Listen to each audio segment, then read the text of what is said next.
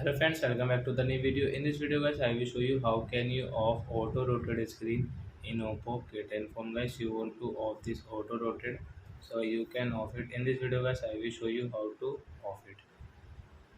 So before starting video friends, I want to tell you something. If you're new in my channel and are watching video first time, so first of all go and subscribe my channel, click the bell icon and like my videos.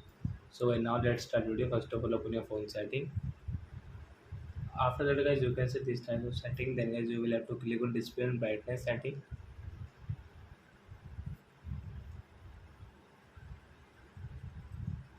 Then guys, scroll it and guys, come on auto rotate. So you can off from here, right side click, then guys, auto rotate will off. So you can see your phone will not rotate and you will auto rotate.